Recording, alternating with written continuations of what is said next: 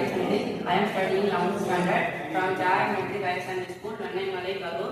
நாங்கள் இந்த காம்படிஷனுக்கு பண்ண ப்ராஜெக்ட் பேரு global development using AI drone affordable and clean energy. நாங்கள் இந்த ட்ரோன்ல சோலார் பேனல் ஃபிக்ஸ் பண்ணிருக்கோம். அது மூலமா இதுக்கு கரண்ட் போகுது.